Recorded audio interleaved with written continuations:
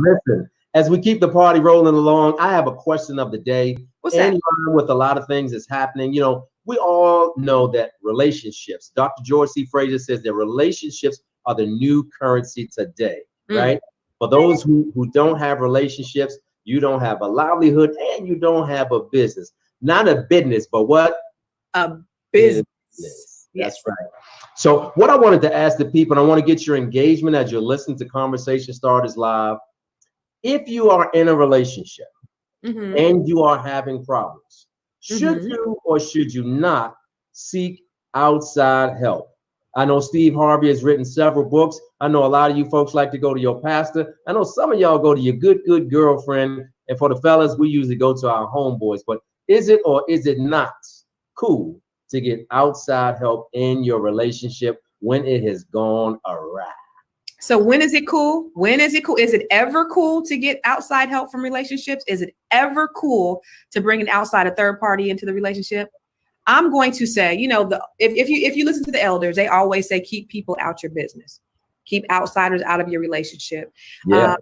In human nature, it is, you know, within our nature to want to talk to our people, our friends, our girlfriends about things that are going on in our lives, emotional things like that.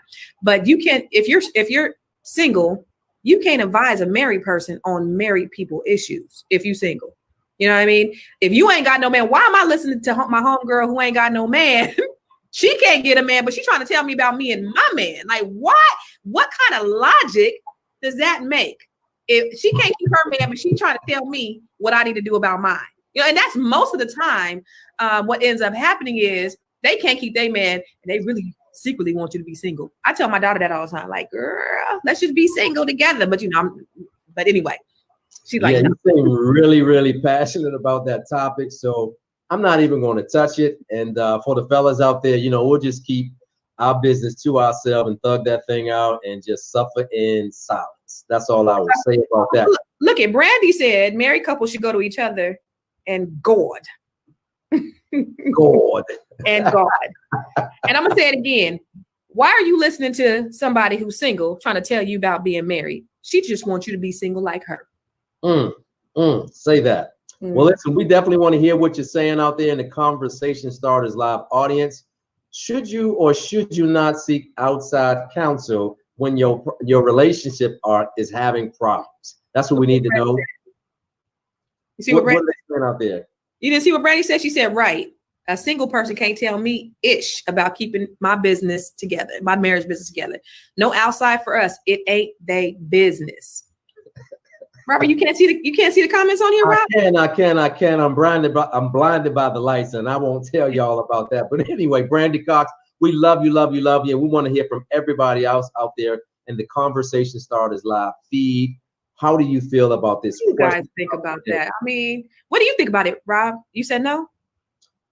For me, you know, I'm a very private person, so I try to stay out of other grown folks' business as much as possible, unless you ask me. But here's one thing I will tell my friends. Now, if you don't want to know the truth, don't ask me. Up to and including me telling you that might not be the one. This is not the situation for you, male or female. Otherwise, I keep my mouth closed and I keep my eyes going in any other direction but your way. So do you tell your friends, hey, homie, maybe she's just not that into you?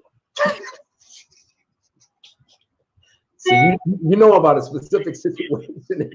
No, I'm just asking. I'm not saying anything. I'm just asking. Do you tell people? Are you honest enough to tell your friend that maybe she's just not that into you? You know what, Constance? Yes, I will be upfront and personal and explain that I think that you should make another choice in your relationships. And that's all I'm going to say about that. Listen, I have something even better to talk about than my friend who is struggling right now in his relationship with somebody he does not need to be with, but that's his business. I want to talk about what we call platinum peeps. And for those of you out there who want to know what platinum peeps are, you know, in the record industry, there is gold, and then there is platinum. So there are people in our lives that we see in our everyday walk, and we want to shout them out, celebrate them, and we want to give them the just due that they deserve, because as great as they are, somebody somewhere doesn't know about the brilliance that is contained inside of them. So today we want to do something a little different. What we gonna do, Robert? Get ready, because we're getting ready to bring these platinum peeps to life. You know, I'm getting tongue tied on my P's. Platinum peeps. I'm gonna try to pay P. Peter Piper picked a pickapella peppers with Peter Piper. Is that what you're doing? Yeah, I think that's what I'm trying to do. But without any further ado, Constance, I know you got a platinum person that has shown up a bad cat. So let's see. Introduce him. All right, hold on. Let's see. What? Platinum peeps? Let's go ahead and bring on our boy, Maricio Mejia. Wow, thank you very much. That is amazing. Constance and Robert, thank you very much for bringing me on board today. Just want to say thank you and thank everyone for the great opportunities, and just again, wonderful to be following and to be being a part of this. Thank you again. I know you mentioned I could talk about my books. I've written a book, Smoke and Mirrors. I got a second book that just got published called Decide, Commit, Execute. And we're about to launch one of the largest Latin media companies in the U.S. With right now over 5 million users across the active users, over 300,000 active social media followers, which is increasing daily, and over 7,000 influencers across the world. So it's a great opportunity to be here. I'm looking forward to hearing everyone else speak today. I'm here. I love to learn, so I like to listen more than to talk, even though I appreciate the time given. I just want to say thank you, Constance, for the opportunity. And Robert, thank you again. And I don't want to hold back. I'm just very excited to just be watching and listening today to everyone that's going to be on your show. So thank you again and good luck. And I'm here to support you guys 100% on whatever I can do. Woo-hoo! I love it. You hear that? Hey, listen, Constance, that was my platinum peep from my hometown of San Jose, California. What? You know what? I love the state of California. And the next time you introduce Maricio, you guys say Maricio. He will be the first Latino billionaire. Yes, sir.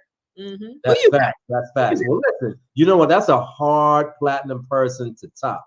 But I want to introduce to the people out there listening in Conversation Starters Live, my super friend, who hails all the way from the great state of Maryland, National Harbor. It's one of the epic destinations in the entire world. I don't know about that, but okay. His mama named him Trevor Ox, but I know him as the $1 billion brand man. So bring on my platinum person, my platinum peeps. Trevor Ox. All right. All right. Mic check, mic check. So today's platinum peeps tip, right, is for all of my entrepreneurs out there. And here's the thing that I want you to write down. Digital marketing is the new literacy. A person who does not have the skill sets of a digital marketer in 2020 is the same as being illiterate. I don't care if you're trying to get a job in the career space, you got to get on LinkedIn. I don't care if you're trying to get the NFL team or the NBA team or college scholarship, you're putting your videos on YouTube. That's digital marketing. And the quarantine was an extinction level event. Why? Because it basically turned most of today's preachers, pastors, coaches, authors, gurus, experts, and whatever they call themselves, it turned them into dinosaurs overnight. Make sure you're not that dinosaur. Make sure you're not the next Blockbusters. Make sure you're not the next BlackBerry. Make sure that you're doing everything you can to develop the skills of a digital marketer so that you can properly position yourself in the marketplace. So here's your final tip for the day. There's a difference between being virtual and being automated. Virtual is just getting online. Automated is getting online in a way that does not involve your labor. And so when you get virtual and automated, you go evergreen. So the first tip of a digital marketer is be evergreen by not just being virtual, but being also what? Automatic. Because when you do both together, you become evergreen, because the number one problem facing today's small business entrepreneur is an addiction to your labor as the primary mechanism by which you generate revenue. So try to automate what you're doing in your business as much as humanly possible. My name is Trevor Ox, known as also #TheBlackCEO, and you can connect with me at blackceo.com. Back over to you, Robert. That's my boy. Wait a minute. That's my boy too. You call him Trevor. You call him the Black CEO. I call him the Godfather. Godfather. Well, listen, I am so proud to continue bringing you #excellence to all of my party people and Conversation Starters Live, because you know when you're dealing with this one over here, you're going to get the best. And I want to make sure that I hold my end of the bargain and continue to bring you some of the greatest people, some of the greatest faces, known and unknown, that we all call Platinum Peeps. I love it. Thank you. I love it as well. All right, so I'm so excited. Are we ready to introduce the man of the hour? Because I think that's what people are here to see. Okay, so I don't know if you got this book.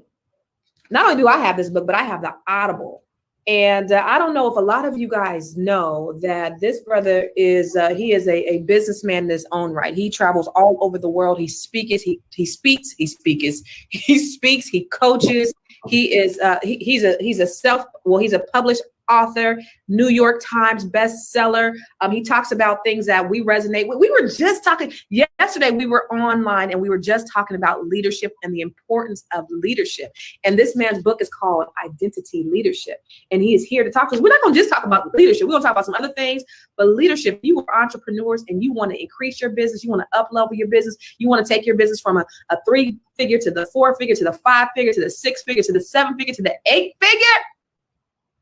You got to know how to lead. And one of the things he says is he said, leading yourself first. This book is a roadmap for how to master that journey. It's very practical, but it's very engaging.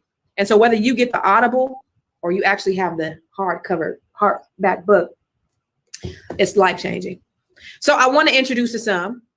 I ain't introducing him to nobody. I'm going to present him because everybody knows who this man is. Really? Everybody knows who this man is. Everybody know who this man is. My mama and them know him. Yo, my mama was like, ooh, tell him he cute. I was like, Mama, I'm not telling you this man is cute. He's taken. But listen, this is the one thing I want to make sure that we all say together, because you know what I'm getting ready to say. He is not a businessman. He is a business man. Yeah. Yes, That's let's right. bring on none other than Mr. Steadman. Graham, yeah. Thank you so much, Constant and Robert and Maricio and Trevor. It's a pleasure to be among all of you. We're excited to have you. I love the opportunity to be able to talk about identity leadership, which is self-leadership, based on the philosophy that you can't lead anybody else until you first lead yourself. And the unfortunate thing is that it's really kind of a setup in the world that we live in. We have 7 billion people in the world, and probably 1% of those people understand how to lead themselves.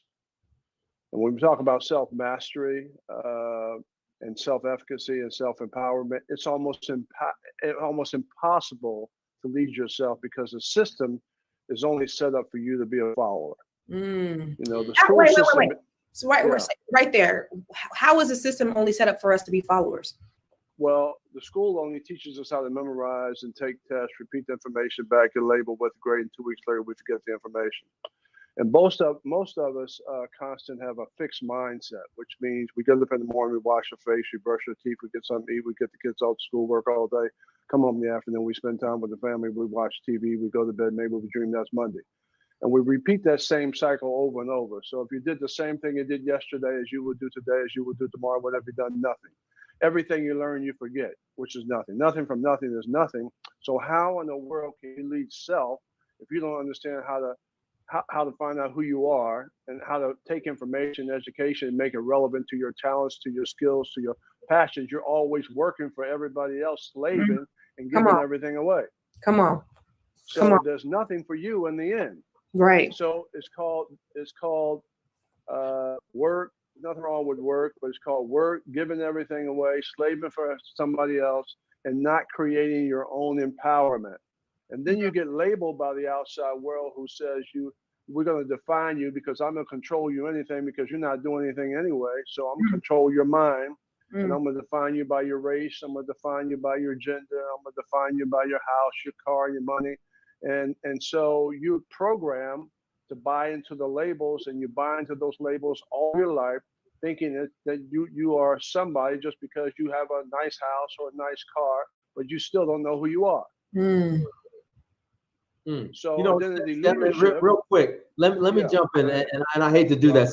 So what I need to let you know, Mr. Graham, is that Constance and I, we get really excited when you say something real good. So this is a mini church sermon. So we might have you back it up a couple times.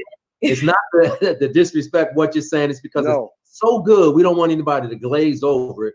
I want to miss the bombs already, right? So here's what I like to say to you, and then ask a question as well. Is that you're not new to this whole leadership thing, right?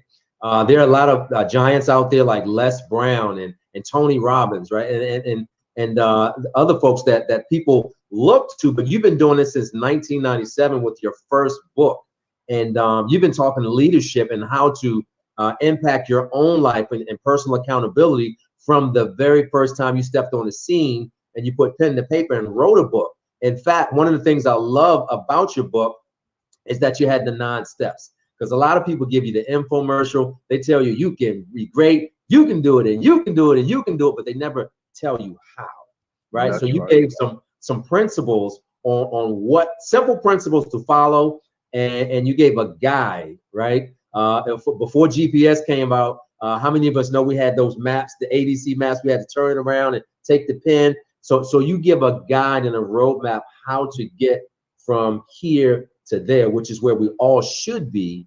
And like Constance said earlier in the broadcast, you know, we forget about the leadership that needs to be a part of our lives, but more importantly, self-reliance and leading yourself first. So my question to you, and given that long run up, why are you so passionate about leadership? Because you certainly could have talked about a lot of things. You could have talked about television. You know, you could have talked about where you are, your thoughts and views are on education, Black empowerment. There could have been so many things. So why is leadership so important to you? Well, it's really leadership is very important, because without leadership, you have nothing. Because you're dealing with 99% of the people who are followers looking for leadership. 99%, huh? Yeah, and they pretty much are stuck. So that's why they kill the leaders. That's why they get rid of the leadership, because you're confused. And most people, you'll never be able to transform into leadership because you're not focused on self-development. And self-development is the answer for freedom, along with economic development. So when you put self-development with economic development, and you understand the value of knowledge and information, we're not just talking about basic history and basic math and all those skills that you're taught around those specific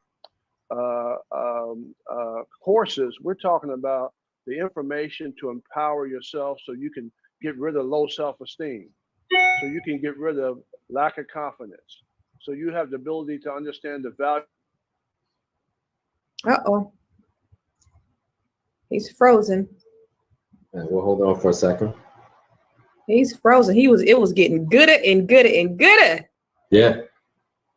You know, the thing about leadership, we'll wait till he comes back on.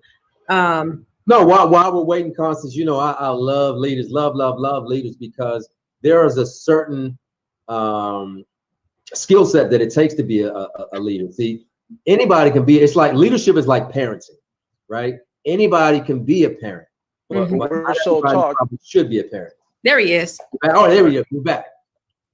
Yeah, so if you're looking for freedom, you'll never find it on the outside. Freedom is on the inside, but all we do is focus on the external world to define our value. And that's the wrong place to go. So all your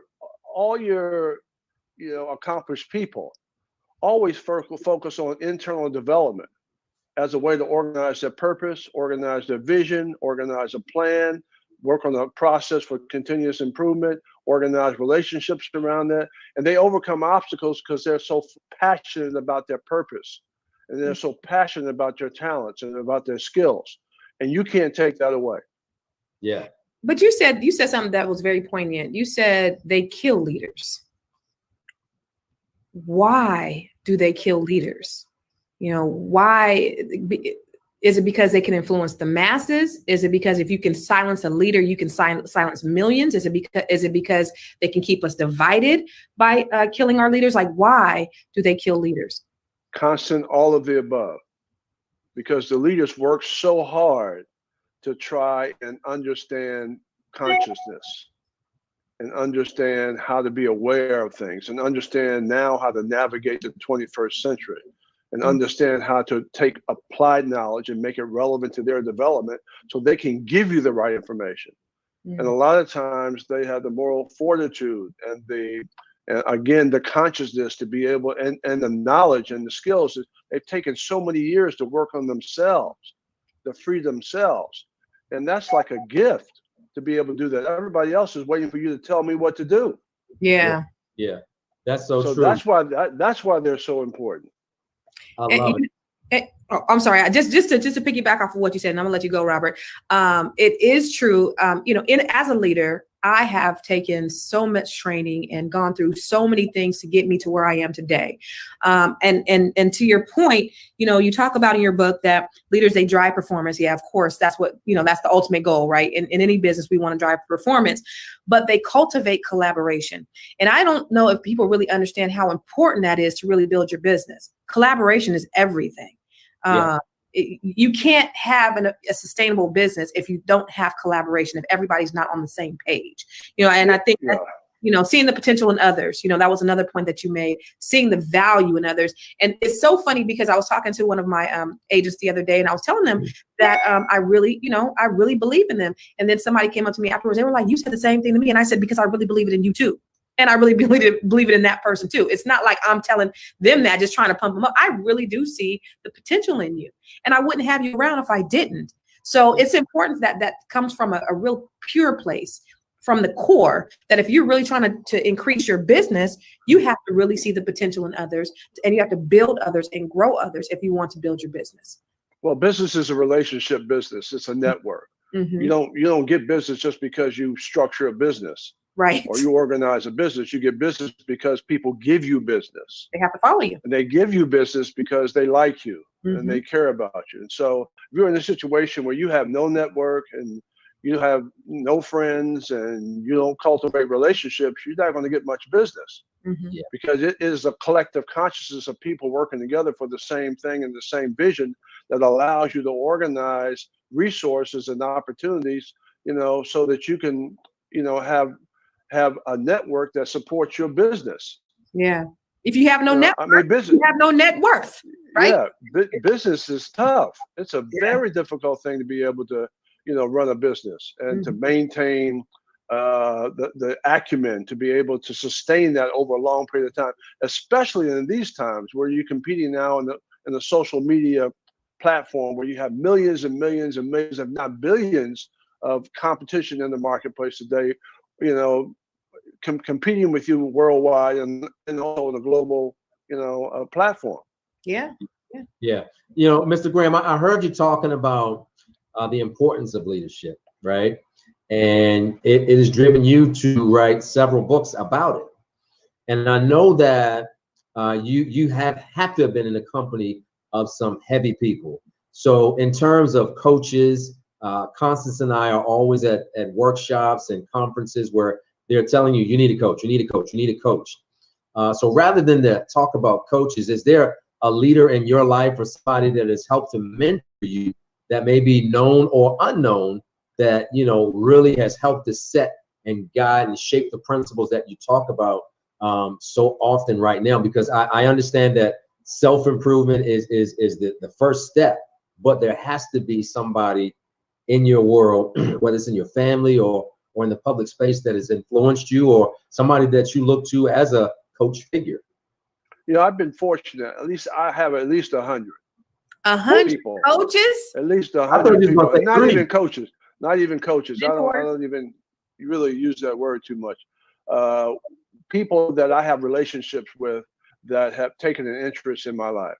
And who have given me the information and knowledge to be able to self-actualize my own potential so I could define myself as opposed to having the world define me. That's But right. you need to be able to have folks that care about you. You know, so the first word is care, and it goes both ways. Of course, you know, I'm with one of the most powerful, influential, loving, and caring person in the world. I know that's kind of where you're going a little bit, you know, with Oprah, and who has impacted my life. She's done 25 years of shows, so I get to talk about that, and everything is about content. So if you don't have access to content in above education. Education is great, but education is average. You're supposed to have an education. We're talking about the information that allows you to create and customize your own process and program for continuous improvement so that you can achieve at the highest possible level based on who you are. We're talking about business acumen. We're talking about being able to navigate through obstacles. All of those things, that all that information you get, that if you don't have good parents growing up, if you don't have a solid background, if you don't have people around you who can kind of help you navigate through all of it, you're just going to basically be a generalist. You're not going to be focusing on specific skills that will allow you to become an expert and an authority in your field.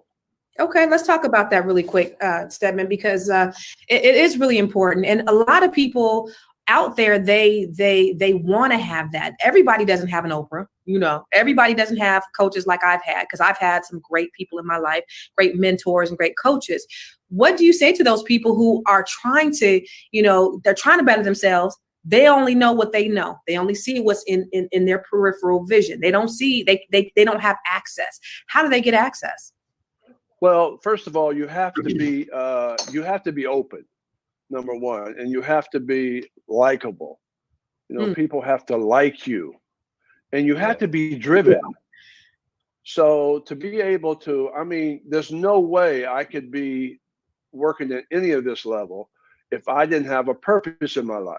If I didn't have something that would keep me busy 24/7, if I didn't have something that I was passionate about, if I didn't have something that drove me every single day beyond the comments, beyond being defined and put into a box, beyond race, beyond all of that. So what I have to be able to do to even be competitive and to maintain my consistency, regardless of what the situation is, I have to be able to define my own existence.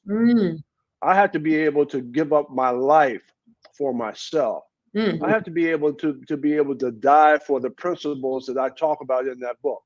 I got to be able to understand that, you know, if you got to take me out before I quit and before I give up. You said you got to take, wait, say that one more time for the people. You got to take me out with the military. You got to take me out. I love it. I love it. And I could care less about who you think I am, or how you define me, or what you think I am. It doesn't even matter, because I'm so passionate about my work and passionate about my purpose in life. And I'm very clear on my vision. And I'm very clear on the process of success and how to take the American free enterprise system and the global market and now technology as a way to disseminate content to people all around the world. I understand that. I get that. I'm not playing around with my time. I'm not playing around with you. And I could care less about the external world. It has nothing to do with my existence as a human being. Brother, you are preaching right now. And if I had a collection plate, I would put a 20. Maybe I'm gonna take my shoe off and throw it at this screen. How about that? Because he is. Yes, indeed. Yeah. So listen, I love listening to you, Mr. Graham. I wasn't expecting this. I have read your books. So I've always known you to be a quiet figure, but we never had the opportunity to sit down on the Conversation Starters couch. So if you are listening out there right now and you have a question for Mr. Graham, please post it in the feed right now. So I heard you talking real quick, Mr. Graham, about you got to take me out. Steadman. You got to take me out. So I would ask you this question. It may be left of center, but it's right in line with what you said. With your delivery, with your purpose, would you say you're more Martin or more Malcolm? Martin as in Dr. Martin Luther King, and or Malcolm as in Malcolm X? Well, I'm Malcolm, I'm Kennedy, I'm Mandela, I'm Gandhi. Come on. I'm everybody. Every leader. every leader who wants to first of all, make a difference and be a servant to the people, number one, and be able to take information and knowledge and the content. I'm tired of down content being distributed to the public school system throughout the country to marginalize people based on the color of their skin. Wow. So this is systemic and suppressive in a lot of cases. And unless you create a customized program to get above that system of average, you're not going anywhere in the 21st century. That's the message. And I'm tired of folks who look like us taking our own people down and then selling out in the end because they want to make more money, you know, selling records and sending out bad content that's basically being programmed by somebody else and empowered by somebody else. And they're used as the person to be able to put messages of marginalization and destruction to our own young people. Steadman, I'm doing a TED Talk in September, and I'm going to be talking about that very thing about the education system. We're going to be talking about that very thing on my TED Talk. So I'm excited. Education is the key. Oh, we lost him. Content is the key. So you got to control your own messages. You got to control your own messages. You got to control your own content. You got to control your own economics. You got to control your own opportunities. And you have to control your own self. In this political climate, though, how do you control your own content? How do you control your own messages? How? Because you got to think about it. We're being fed so much propaganda. We're being fed so much garbage. We don't know what's right. You know, you look at it. You look at the news, right? If I go to CNN, everything is really, really left. If I go to MSNBC, everything's really left. If I go to Fox, everything is very right leaning, right? So there's nothing that's everything. There's an agenda with everything. How do you find your own content? How do you weed all of that stuff out and just find the truth? Because there's so much out there, Steadman. What do you do? Well, first of all, you gotta organize your own information, and you can't do that unless you know who you are. Mm. You can't source information. You can't organize knowledge. You can't organize technology. You don't even know what to look for until you know what your purpose is in life, till you know your talent, skills. So you have to be very clear on how to organize the information that's relevant to your development. It's a very personal issue. And a lot of times you have to read about that. You don't always know about that. You know, so it's really a learning that allowed me to be able to self-actualize my own potential. When I understood the value of knowledge and information and how to organize that knowledge and make it relevant to my passion and to who I was as a person, I could begin to source everything and then build a process for learning over a long period of time. So let me go back. Let me go back to the center point of everything. The center point of creativity and development and building social economic development is based on one word. What's that? That's love. Okay, that's easy. Love is the answer for everything. Love conquers. Because love conquers everything. You can't possibly love anybody if you hate yourself. Yeah. You can't possibly love to learn if you hate yourself. Mm-hmm. You can't, if you're angry and mad and you're not at peace with yourself, you can't learn anything. Right. Yeah. So your ability to be able to transform your energy, which is what I work on all the time. How do I move from a negative mindset to a positive mindset, right? And put myself in a position where I'm focused on building as opposed to tearing down. How do I do that? And I do that with understanding who I am based on what I love in my life, organizing everything I love, all my passions, and then taking information and applying that. Einstein said you cannot solve a problem with the same mindset that caused it. So I don't want to go back to my history. I'm not trying to go back to a family where, you know, I had a lot of trauma and a lot of pain because I grew up with 2 disabled brothers in my family, and I'm fighting every single day and being bullied and everything else, and growing up with that negative mindset, low self-esteem, and lack of confidence. I'm not trying to go back to that. What I'm trying to do is never let pain become the design for my life, and to be able to transform my mind by focusing on things that allow me to look at the glass half full as opposed to half empty. You know, Mr. Graham, here's one thing that I will say to you. You steps on some toes, and you've been doing that for a while. But you said you don't want to go back in history. And for many of us, especially young Black males and around the world, especially in this country, people put a period on the end of the sentence when they talk about their childhood. Those are the first images that we see. That's how we formulate and interact with the world. And if those images are negative, if those stereotypes are proliferated in your everyday purview, it's really difficult to break away from that. So that's one of the things that Constance and I have talked about with the systemic racism, the systemic impediments that have been put in the way of a certain class of people.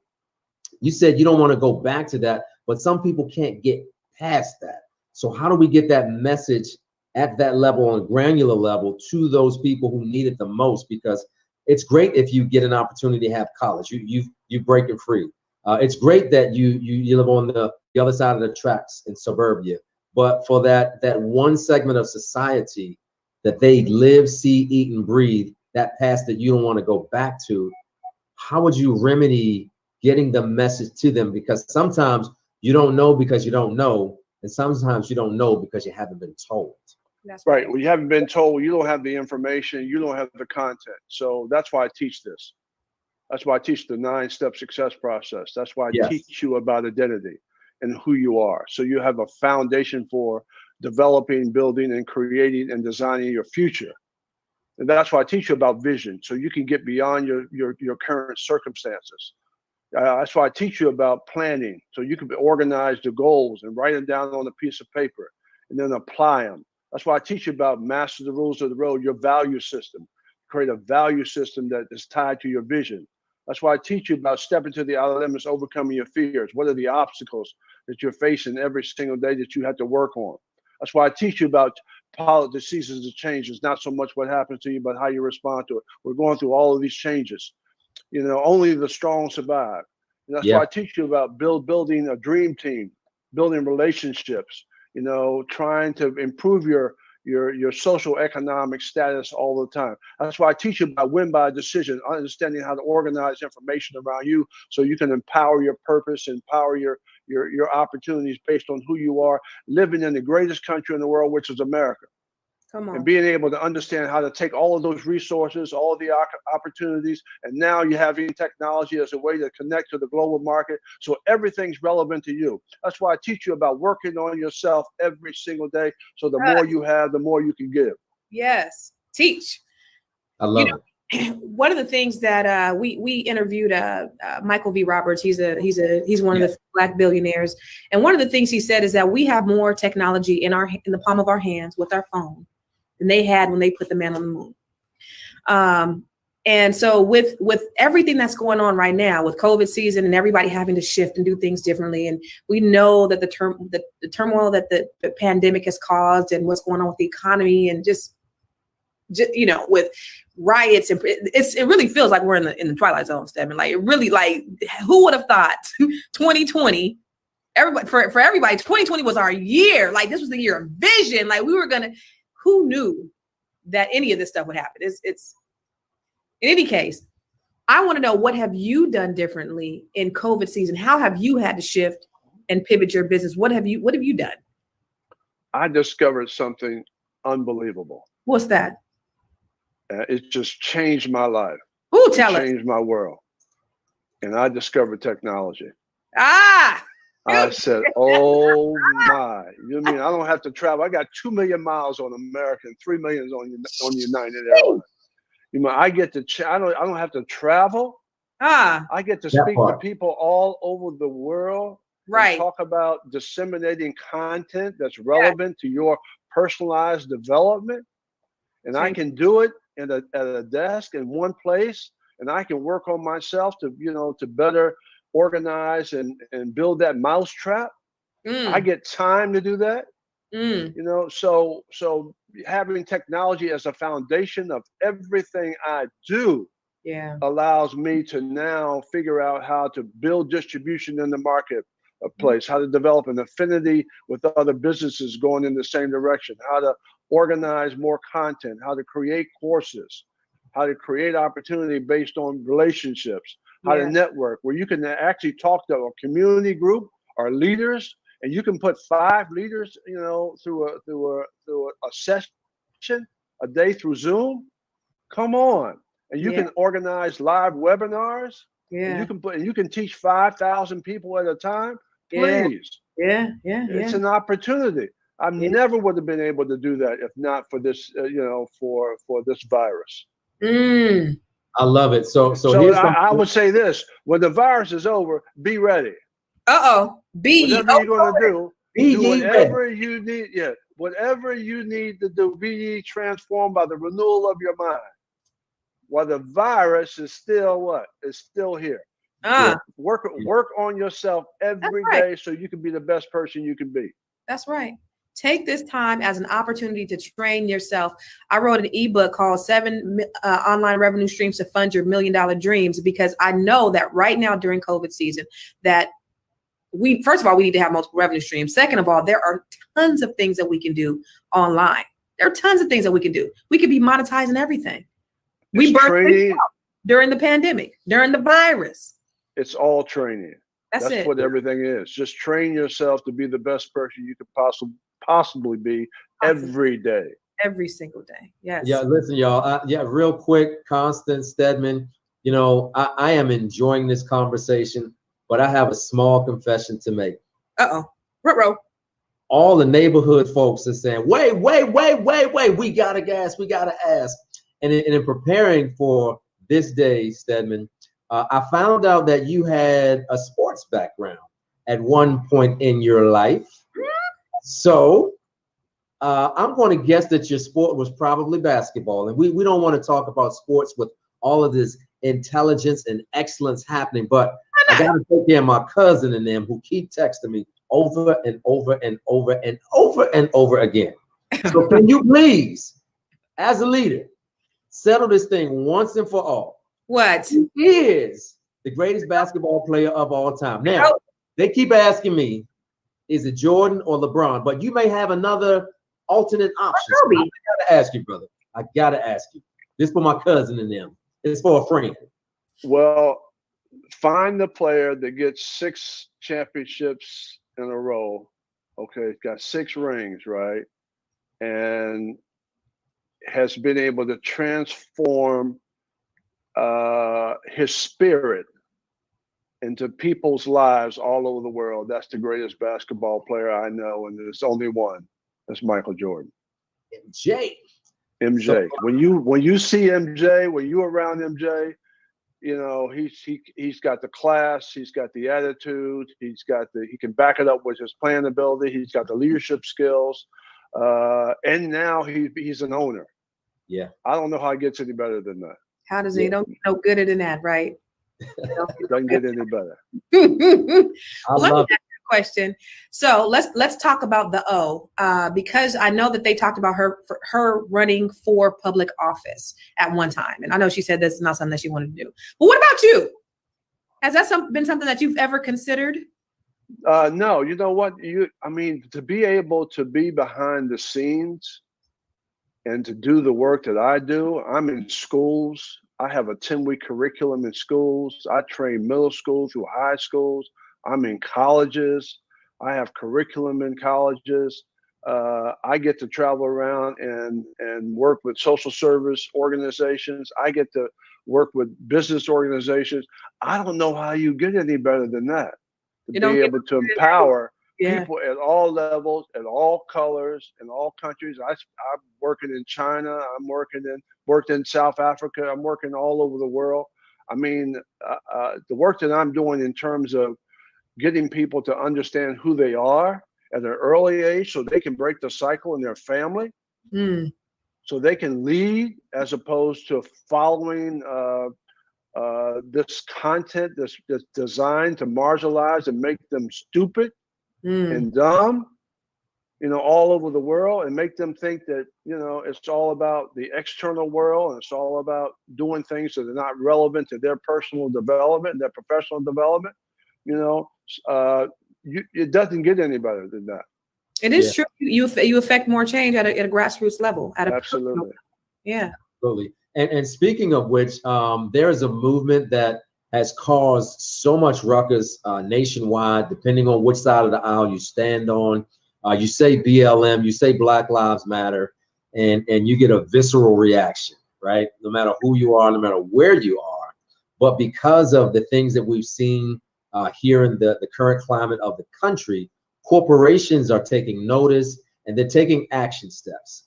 Now, they may be trivial and minor and they may be PC, but in terms of being an entrepreneur, being in business, is there a way for an entrepreneur to parlay the relationships that some corporations are looking to have with a person of color? Is that the right way to go, to partner with a corporation that is responding, hearing, want to be sensitive to the movement and the climate and the culture of where we are now with race relations? Yeah, there's a saying that success is when preparation meets opportunity. Right. So it's all about preparing. Mm-hmm. And this is a great time now to be able to go down to the community, to try to impact people's lives and work in the community, and also joint venture and do business. But you got to have the business acumen to be able to do that. Yeah. You got to have the training to be able to do that. You got to have the education to be able to do that. And Right. so I think it's just technology allows us to work with people all over the world. Nobody's asking you what color you are. Yeah. Nobody's asking you what your gender is. They just want to know that you have a good product, you have a good program, and can we work with you to create a bigger distribution network for ourselves. It's about knowledge and information. Again, I go back to the most powerful word in the world, which is love. Love. Yeah. So when you carry love, you're not looking at color. That's You're right. not looking at, hate. You're not looking at folks being angry. You're looking at ways to transcend your goodness, to transcend what you do well, to transcend your talents, your skills, your ability to be able to create opportunity. So it's all based on how you see yourself. Yeah. And so if you can organize everything around love and come in walking through the door with a loving mindset and eyes that say, you don't have to be afraid of me. I'm not angry. I'm not mad. Yeah. And when you get to understand how the world works and you understand the economic system and capitalism and all that, you don't have to be mad. Because you understand that the process of success is the same for everybody. That's the equalizer. You don't have to worry about people feeling, superior over you when you have the information and knowledge. Right. You don't even care. Right. Yeah. Yeah. That's why Steadman, and I'm sorry, I want to capitalize on what he said, because what you said is so poignant. Right now is the best time, I think, even with everything that's going on with the pandemic and the virus and protests and unrest and crazy people in politics and all that stuff. Right now is the best time to be alive. It is the best time in the history of this country. It's the best time in the history of this world because of the very things that you talked about. That's technology. That's being able to do whatever it is that we want to do and not have to worry about things like skin color, right? Because we can be whoever we want to be on the internet. We can create our own, we can create jobs. We can do whatever we want to do with Google University, right? We don't have to depend on a brick and mortar. I don't have to depend on somebody accepting me, whether I'm a woman or a Black woman or whatever. I can create and be who I want to be online. And that's the thing that I really want people to take from what you said, a lot of great stuff, but I want people to really take that from what you said, because it's so important. There is enough abundance out there for everybody who wants it to get it. All they got to do is go for it. Yeah. You got to rise above the okie doke. Absolutely. And rise above the average system and create your own system for success. And you couldn't have a better opportunity than to do that through technology. And also understand this. I served in the military a number of years. This is the greatest, and traveled all over the world. This is the greatest country in the world. Yeah. And we are so fortunate. They have the ability to be able to create opportunity, which is why so many people are trying to get to this country. Yeah, dying. Because you can come to this country and not even be, born in this country and make $1 million. Where can you do that? Right. Yeah. Nowhere in the world you can do that. So we have so many opportunities here if we're able to focus on what we can do as opposed to what we can't do. You're right about that. That part right. Yep. That is amazing. So as we move the show along, Constance, this is for a friend and for my cousins and them. We want to move to a rapid fire. I really want to know section. Steadman, this is a real quick have fun into your life. We get to hear about how brilliant you are, but I'm going to start it off, Constance, by asking you right now, in your iPod, let's say you are cleaning up it this Sunday. Who are you bumping on your bump box, your speaker? Will it be Patti LaBelle or Aretha Franklin? Ooh. Both are great. I love Patti. Patti. I love Yeah, Patti. can sing her shoes off. I love Patti. She's extraordinary. Yeah. Yeah. And Marvin. Oh, come on, Marvin. Oh yeah. Oh yeah. Oh yeah. Unbelievable. Come on. Yes. So good. Favorite place in the world? What is your favorite place in the world to be? It used to be Cape Town, South Africa. Yeah. It is San Diego, California. Come you on. couldn't have a better, sweeter place. And I'm a golfer. So it's got everything. It's got water, it's got beach, it's got great weather. It's the best weather in the world in San Diego. Mm-hmm. And it's got good people. It's an unbelievable place. Beautiful place. Yeah. Wow. So here it is. I mean, I love San Diego too. I remember I keep telling Constance the one time I rode along the coastline of San Diego and I just saw the mountainous region. I saw the water. I actually saw seals on the beach, and it was beautiful. And I had never seen that before. And I've been all across this country, but I forget which highway it is, if it's 5 or 1 or which one it is. It's 1. I think so. Oh my God. If you ever get a chance to go to San Diego, you need to ride on Route 1, just one time. My next question, Steadman, for you might make you a little uncomfortable and squirm in your seat. But do you remember your first kiss and her full name? Because, in life, you call everybody by their first name, but in grade school, you remember Maria Banks, you remember Rochelle Davis. So do you remember that first? And what is her name? Wow, I have to think about that, man. First, probably my neighbor Elizabeth Keith, who lived in back of me. At an early age. So probably that. Hey, Elizabeth. Hey, Elizabeth. Yeah. She passed away, but she's such a great friend. Yeah. Okay. All right. Right on. There you go. Okay. So, Steadman, we love to laugh. Like, if it ain't fun, we don't want to do it. Period. Got it.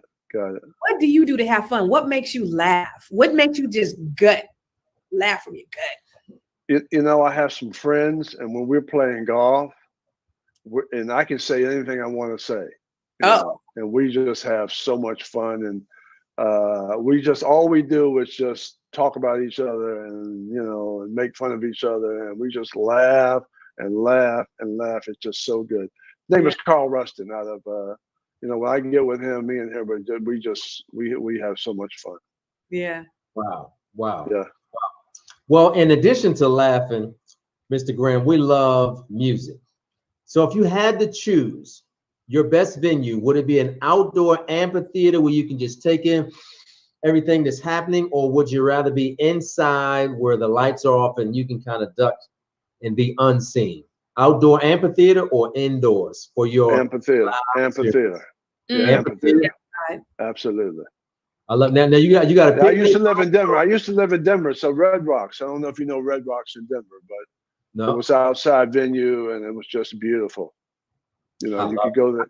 They had concerts at night, all of that. So it was the acoustics were unbelievable. Where was the most romantic place you've ever taken Oprah? I think probably St. Kitts and Nevis. I used to work over there, and so we went over there on holiday vacation. It's beautiful. It's a small island off of St. Kitts. Yeah. And Nevis is very nice. Very beautiful there. Let me ask you that, because you have access to the whole world. How do you stay, I don't want to say inspired, but how does You know, how do you stay inspired by, you know, just going to different, if you've experienced everything in the world, how does something else become new or inspiring for you? Well, you know, I love being able to create my own life and my own existence. And I love to be able to create my own day. So, you know, I do that because I'm able to create small steps around organizing love in my life. And there's something called focus. Whatever you focus on expands. Yeah. So focus is connecting the dots. Right. It's not the one thing that creates the energy. You know, energy is always looking to figure out how to form itself. Yeah. And so your ability to be able to organize positive energy going in the same direction allows you to develop a process of accumulation around those things that are relevant to your heart and to your soul. See, it's alignment. You align all of that together with your vision. Come on. And then you align that with the American free enterprise system in the global marketplace. And then you take technology and you start to segment every part of your life based on resources and opportunities. And you make everything relevant to you. And you organize your day around that, where you have no limitation and you use your imagination to create and design your own future. And you get to write it down and organize it and micromanage it, right? And then you use macro economics and microeconomics to empower it. And then you build relationships around it, you create networks around it, and you organize cultures, and you organize industries, and you organize segments of the marketplace that are relevant to developing a diversified income stream. And you put all of that together with a personality, and you put all of that together with being nice, and you put all that together with being passionate and with prayer. Yeah, come on. Know, and you put all that together with your friends and your support systems and your ability to think. And then you take information and education and knowledge, be ye transformed by the renewal of your mind. You take books and you start to read, and you put all that together to create a process for continuous development every single day. You can't wait to get up in the morning. Yeah. Yeah. Wait, really quick, because you just took that from a little micro and you just expanded that to a whole global movement. Macro. The thing though, the thing is that everybody wants to be where you are. Everybody wants the magnitude of success. Everybody wants all that big stuff. But what was so important in what you said is it was just the simple things. It was the small things. It was the basic things. Like, you are not concerned. I mean, you've experienced so much, but I want people to take away from that is appreciate the little things. Focus on the small things. You know, focus on what's important. You said what you focus on, it expands and it grows. And what you focus on the longest, it becomes the strongest. So if you could focus on those small things and the positive things, and then they could build to be the macro or the global things that you talked about. But it starts so small. It's just all small. Built onto that. There's no big deals. There's no big deals. Yeah. Big deals are made up of everything small. Yeah. And then after you put it all together, oh, that's a big deal. Well, you've been doing this. You're 20 years ago. You're an overnight success because you've been working on this for 20 years. Yeah. Over 30 years. Yeah. That's right. Yep. That sounds like a TD Jakes story. They see your glory, but they don't know your story. Yes. Nor the work that you put into it. Nor the sacrifice that you had to make. Yeah, the sleepless. I'm working while you're sleeping. Come on. Okay. Come on. They have no idea. So they no idea what you put into it, because you can't do this. You can't maintain this level unless you work. And it doesn't make any difference who it is, whether it's Oprah, whether it's you, or whether it's myself, or anybody else, or TD Jakes. It takes work to do that. That's why when the leaders go, you have nothing, because nobody wants to do the work. That's why they take out the leaders, because nobody wants to put that much time and effort into developing themselves and building themselves and creating that brand awareness. Yeah. That's where leaders come from. And then you got to keep it. Then you got to keep it. And then you got to keep it. Yeah. A lot of people can start a business. How many people can maintain a business? How many people will have people follow them? You know, and I always say this, and I'm blessed because I have people like Robert who coach me. But the people who work for me, the ones who are on my staff, they will work for me for free. And I can say that in all earnest, right? Because of the type of leader I am. And that's so important. So yeah, you can have a business, you can start a business, but how many people can sustain a business? And that identity leadership is crucial to that. Yeah. Can you last? Can you? Can you last? Staying power? Yes. Right. Do you have the staying power? Because there's short-term vision and there's long-term vision. You know, you need both. Yeah. But the vision is where there is no vision, the people perish. You got to see beyond your circumstances. Come on. Absolutely. I love it. Man, this has been a great time, Constance. I had no idea. Well, you know what? I'm just glad, Robert, that you didn't dominate the conversation, talk about leadership, since you guys are both leadership people. That's what I was worried about, that I wouldn't get to talk about what I wanted to talk about, because leadership is such an important, you know, you build nations on leaders. You build nations on leadership. And one of the things that you say is they won't follow unless you lead. Until you lead. That's right. And the beautiful thing about it, the process is the same and available for everybody. You know, you're not your circumstances, you're your possibilities. Wait. You're gonna put that in the hashtag. Somebody put that in the feed. You are not your circumstances. You are your possibilities. Come on, put that in the comments. And you couldn't have a better opportunity to create possibilities than today. And if you are not taking advantage of today, shame on you. Absolutely. I agree. That is a whole church sermon we have just preached. Preach that thing. Yes. Pastor Graham just tore you out your seat, knocked your weave to the left. I mean, this has all been good preaching and teaching. Good word. Yes. Well, y'all have been so fantastic and you work so well together. And thank you for your energy. Oh, thank you. We thank you for putting a whole exclamation point on the sentence that we started writing and speaking. I mean, you have absolutely just blessed us with your presence. And one thing that I want to encourage you to let you know is that we will be rebroadcasting this, because we want so many more people to see the greatness that's in you, the excellence that is coming out of your mouth, because you're more than just a handsome face. You're more than just, you know, a hashtag or a punchline. It's Oprah's boo. You are showing up the real deal.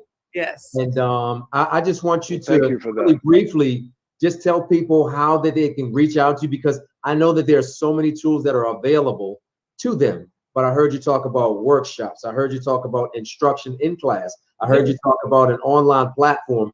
So what is the best way to be able to experience exactly what we have heard today, whether it's your book or however you'd like for us to reach out and touch and experience more of you? Well, of course, you can go to steadmangraham.com, and that's pretty much how you would reach out to me. Okay. Graham.com. Yep. Right. Guys, thank you. Oh, hey, hold that book up again. Hold the book up again. Listen, it's all worn out. I've written in it. I got, all kind of stuff going on up in here.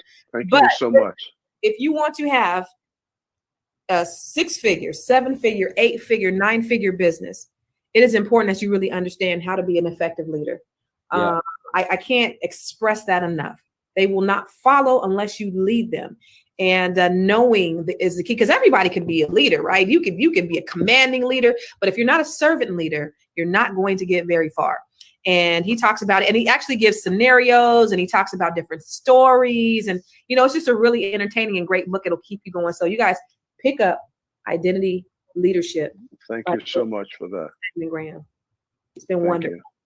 Yes, sir. Well, once again, my friend, it's been a great time. Motivational.